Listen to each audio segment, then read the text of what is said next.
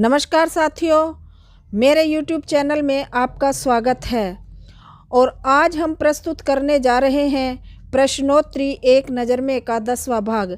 अगर आपने इससे पहले के 9 भाग नहीं देखे हैं तो अवश्य देखिएगा, लिंक मैं आपको डिस्क्रिप्शन बॉक्स में दे दूंगी।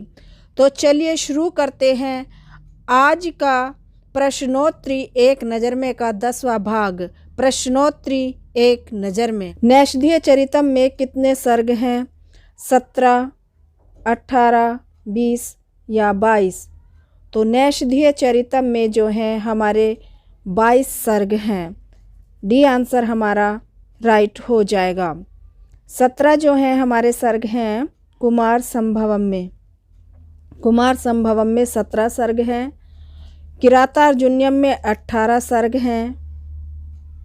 किराता अर्जुनीयम में 18 सर्ग हैं और शिशुपालवधम में 20 सर्ग हैं। और कुमार संभव जो है ये लघुत्रयी के अंतर्गत आता है। किरातार्जुनीयम और नैषधीय चरितम शिशुपालवधम ये तीनों बृहत्त्रयी के अंतर्गत आते हैं।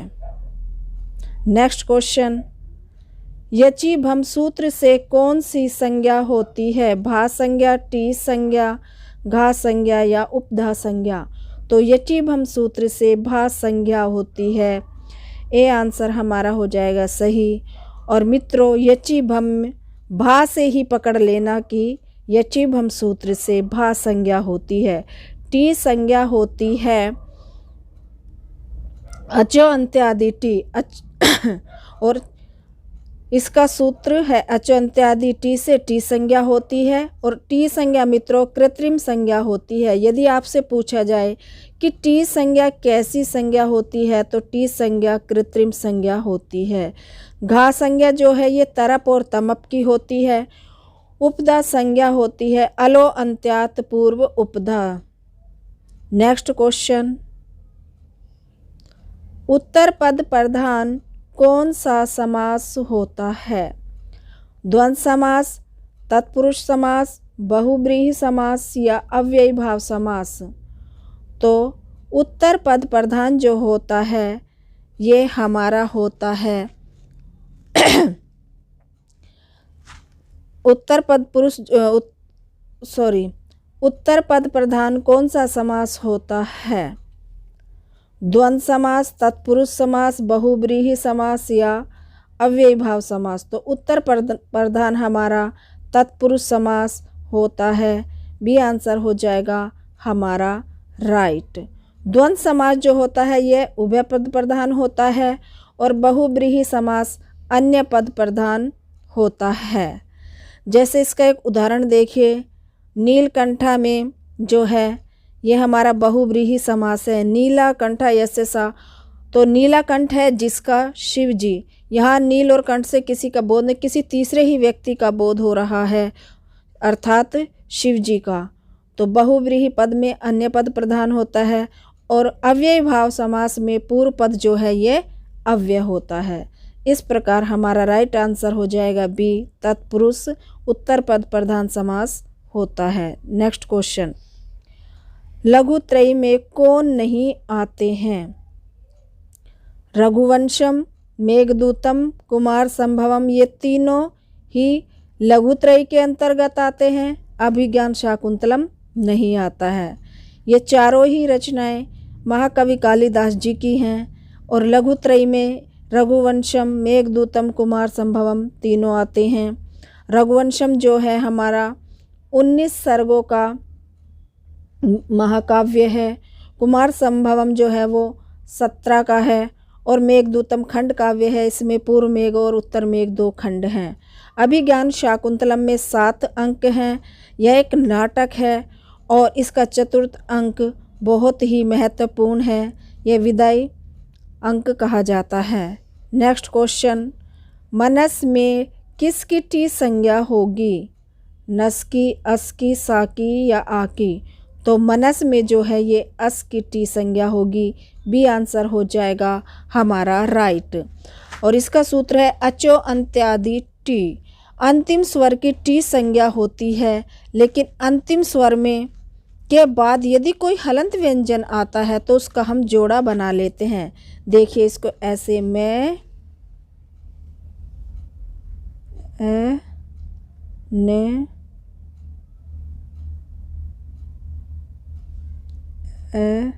से।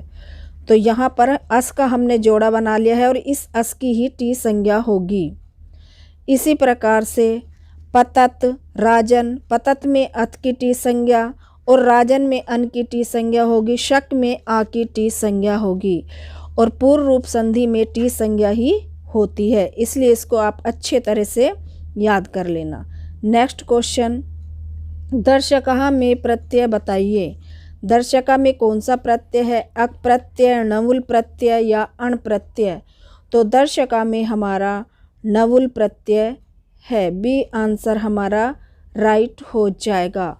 इसी तरह से कारक शब्द में भी नवुल प्रत्यय है। क्री धातु प्लस नवुल, इससे बनता है हमारा कारक। इसी तरह से दृश्य धातु प्लस नवुल बन गया हमारा दर्शक। तो दर्शक हमें प्रत्यय जो है वो नवुल प्रत्यय है। अगला क्वेश्चन, आधार की क्या संज्ञा होती है? संप्रदान, कर्म, अपादान, अधिकरण। तो आधार की अधिकरण संज्ञा होती है। डी आंसर हमारा राइट हो जाएगा। आधारो अधिकरणम, आधारो अधिकरणम, आधारो अधिकरणम। और अधिकरण में सप्तमी विभक्ति होती है। नेक्स्ट क्वेश्चन, हित के योग में कौन सी विभक्ति लगती है? प्रथमा, द्वितीया, तृतीया या चतुर्थी? तो हित के योग में मित्रों चतुर्थी विभक्ति लगती है। डी आंसर हमारा हो जाएगा राइट। हित योगे चा सूत्र से, हित योगे चा सूत्र से। अगला प्रश्न, सबसे बड़ा महाकाव्य कौन सा है? किरातार्जुनीयम, बुद्धचरितम, हरविजयम, नैषधीय चरितम। तो सबसे बड़ा महाकाव्य जो है ये हरविजयम है। इसमें 50 सर्ग हैं। हरविजयम में 50 सर्ग हैं। किरातार्जुनीयम में 18 सर्ग हैं। बुद्धचरितम में 28 सर्ग हैं और नैषधीय चरितम में 22 सर्ग हैं। नेक्स्ट क्वेश्चन, अर्धस्वर हैं। अर्धस्वर कौन कौन से हैं? उ, ए, आ, या। तो हमारे जो अर्धस्वर है यह है, क्योंकि यह जो है इसमें ई मिला होता है। इको यंची में सूत्र से आपने पढ़ा होगा कि ई को या हो जाता है और उ को वा हो जाता है। तो ई में जो है या में जो है ई स्वर मिला हुआ है, इसलिए अर्ध स्वर जो है हमारा या है। एक मात्रा भवत ह्रस्व, एक मात्रा जब वो ह्रस्व की होती है, द्वि मात्रा दीर्घ की होती है और त्रिमात्रा जो है वो प्लुत की होती है, व्यंजनों की आधी मात्रा होती है। लेकिन यहाँ पर व्यंजन नहीं पूछा है, अर्ध स्वर पूछा है। तो या, वा, रा, ला ये अर्ध स्वर भी कहलाते हैं, क्योंकि ये स्वरों से मिलकर उत्पन्न होते हैं। अर्ध स्वर या, रा, ला, वा अर्ध स्वर कहलाते हैं। नेक्स्ट क्वेश्चन, हर्ष प्रत्याहार का वर्ण नहीं है। कौन सा हर्ष प्रत्याहार का वर्ण नहीं है? गा, घा, चा, हा। तो मित्रों चा जो है ये हर्ष प्रत्याहार का वर्ण नहीं है। और हर्ष प्रत्याहार में 20 वर्ण आते हैं। हर्ष प्रत्याहार में कितने वर्ण आते हैं? 20 वर्ण आते हैं। नेक्स्ट क्वेश्चन, गुण संज्ञा विधायक सूत्र है। अदेंगुणा, आदगुणा, वृद्धिरादैच। कौन सा है? तो गुण विधायक जो हमारा सूत्र है ये है अदेंग गुना। ए आंसर हमारा राइट हो जाएगा। अत एंग चा गुण संज्ञा स्यात्। आद गुना जो है ये गुण संधि का सूत्र है, गुण संधि का सूत्र है। वृद्धि रेचि जो है ये वृद्धि संधि का सूत्र है। और वृद्धि रादैच जो है ये हमारा वृद्धि संज्ञा का सूत्र है। तो गुण संज्ञा विधायक सूत्र जो है वो है अदेंग गुना। और इसमें हमारे जो गुण संज्ञक वर्ण हैं वो हैं अ, ए, ओ। इन तीनों की गुण संज्ञा होती है। नेक्स्ट क्वेश्चन, मेघदूत में रस है। मेघदूत में कौन सा रस है? करुण, वीर, श्रृंगार रस, वियोग श्रृंगार रस। तो मेघदूत में जो है ये है हमारा वियोग श्रृंगार रस। डी आंसर हमारा हो जाएगा राइट। करुण रस किस में है? उत्तर रामचरितम में। उत्तर रामचरितम में जो है हमारा करुण रस है। और वीर रस किस में है? शिशुपाल वधम में वीर रस है। किरातार्जुनीय में भी वीर रस है। महाभारत में भी वीर रस है। श्रृंगार रस जो है वो अभिज्ञान शाकुंतलम में है। और अभिज्ञान शाकुंतलम के चतुर्थ अंक में जो है वो करुण रस की भी झलक दिखाई देती है, परंतु मुख्य रस इसमें श्रृंगार रस है अभिज्ञान शाकुंतलम में। तो इस प्रकार मेघदूत में जो रस है वो है वियोग श्रृंगार रस। नेक्स्ट क्वेश्चन, नित्य नपुंसक लिंग में कौन सा समास होता है? कर्मधारय, द्वंद्व, अव्ययी भाव, तत्पुरुष। तो नित्य नपुंसक लिंग में जो है हमारा अव्ययी भाव समास होता है। सी आंसर हमारा हो जाएगा राइट। क्लीब नपुंसके सूत्र से, क्लीब नपुंसके सूत्र से। और यह नित्य नपुंसक लिंग में होता है। इसका पूर्व पद अव्यय होता है। और अव्ययी भाव समास 16 अर्थों में पाया जाता है। नेक्स्ट क्वेश्चन, शुद्ध रूप नहीं है। दा धातु त्वा प्रत्यय दत्वा, पत धातु त्वा प्रत्यय पीत्वा, पत धातु त्वा प्रत्यय पतित्वा, पा धातु त्वा प्रत्यय पीत्वा, पच धातु त्वा प्रत्यय पचित्वा। तो शुद्ध रूप जो है हमारा डी आंसर होगा नहीं है। पच धातु त्वा प्रत्यय करके पचित्वा नहीं बनता है, पक्त्वा बनता है। क्या बनता है? पक्त्वा। तो डी आंसर हमारा हो जाएगा राइट। पक्त्वा बनता है, पचित्वा नहीं बनता है। नेक्स्ट क्वेश्चन, निम्न में से बाणभट्ट की रचना नहीं है। बाणभट्ट की कौन सी रचना नहीं है? पंचतंत्र, हर्षचरितम, कादम्बरी, मुकुटताड़ितम। तो बाणभट्ट जी की रचना जो है नहीं है पंचतंत्र। ए आंसर हमारा हो जाएगा राइट। पंचतंत्र जो है ये विष्णु शर्मा की है, विष्णु शर्मा। हर्षचरित, कादम्बरी और मुक्तताड़िकम ये सब बाणभट्ट जी की रचनाएं हैं। और चंडी शतक भी इनकी एक रचना है। नेक्स्ट क्वेश्चन, हरिहरव में कौन सा समास है? द्विगु समास, द्वंद्व समास, अव्ययी भाव समास, कर्मधारय समास। तो हरिहरव में हमारा द्वंद्व समास है। हरिहरव में हमारा द्वंद्व समास है।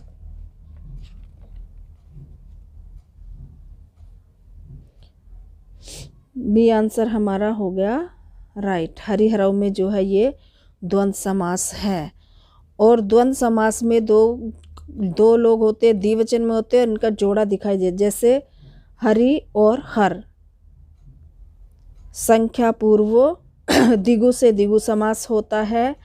और अव्ययी भाव 16 अर्थों में पाया जाता है, भी हमने बताया। कर्मधारय में जो है ये विशेषण और विशेष्य की बहुलता होती है। और द्वंद्व समास में जो है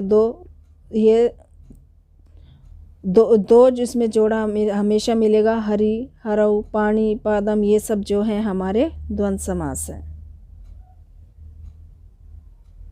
सृष्टि में प्रत्यय बताइए। क्षत्रि, शानच, त्वा या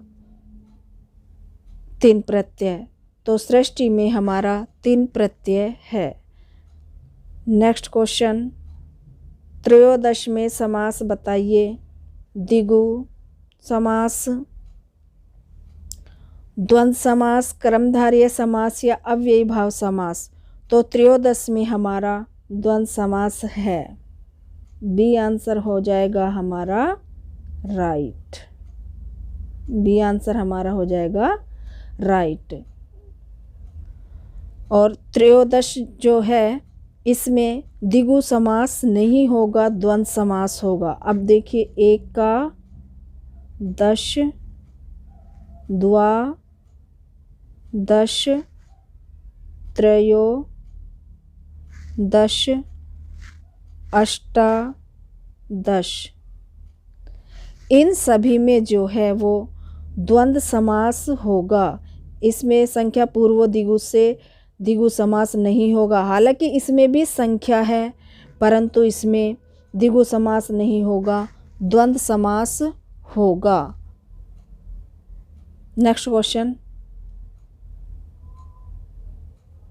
सुरभीम, सुरभीम, सुमनो, भरई में अलंकार है। उपमा, यमक, श्लेष, रूपक। तो इसमें यमक अलंकार है। अब ये देखिए, जहाँ 2-2 अर्थ दिखाई दें वहाँ पर क्या होता है हमारा यमक अलंकार।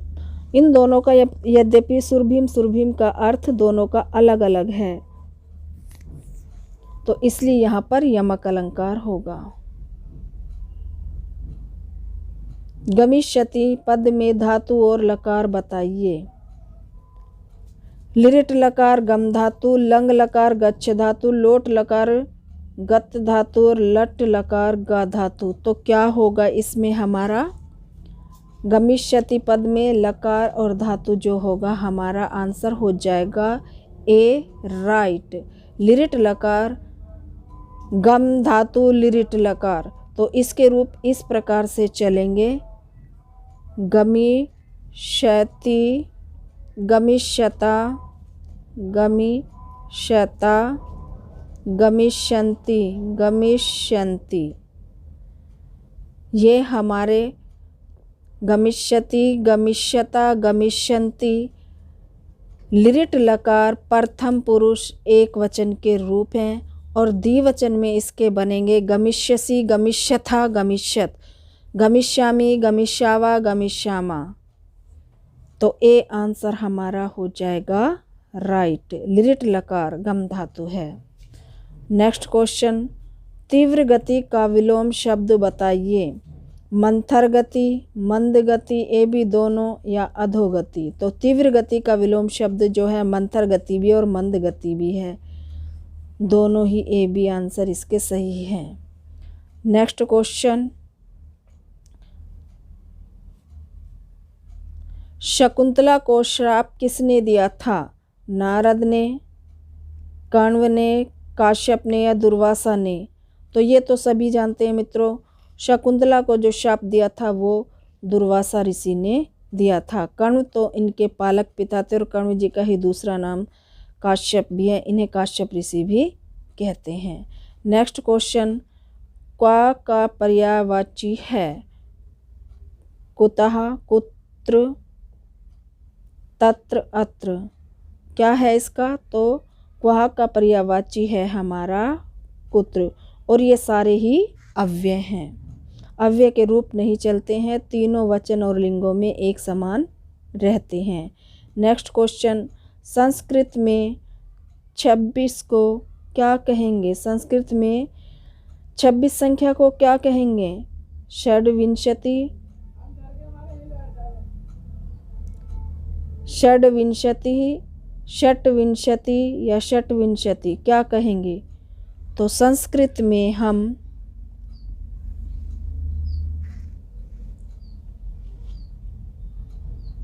कहेंगे संस्कृत में 26 संख्या को क्या कहते हैं? तो संस्कृत में जो है 26 संख्या को कहते हैं षड्विंशति। बी आंसर हमारा हो जाएगा राइट।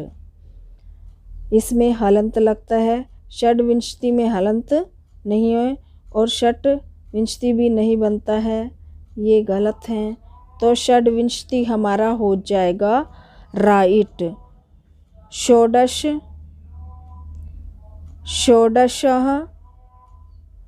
16 षड्विंशति 26 और 86 षडशीति।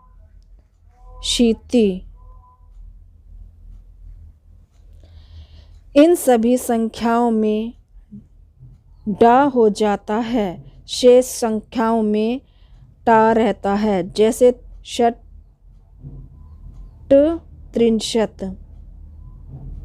36 तो इसमें टा रहता है।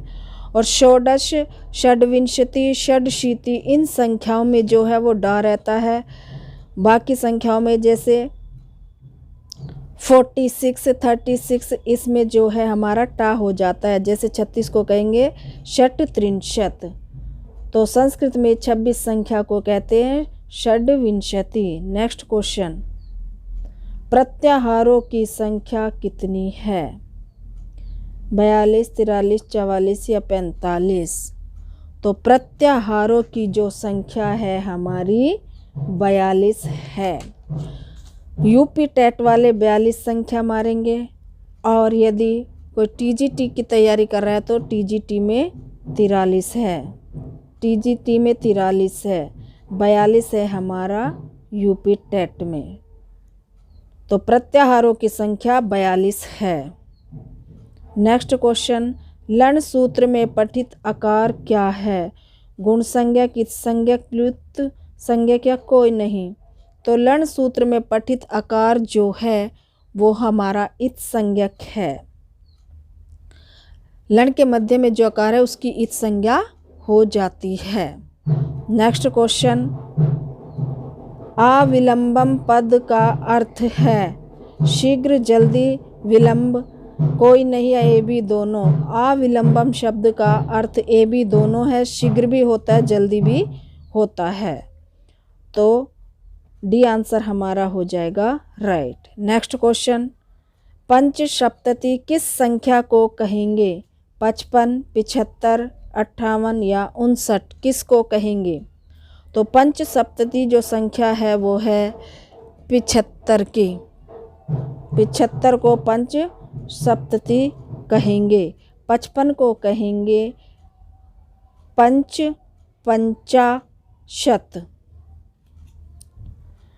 अष्टपंचाशत कहेंगे 58 को, अष्टपंचाशत। और ऊनषष्टि, ऊनषष्टि, नवपंचाशा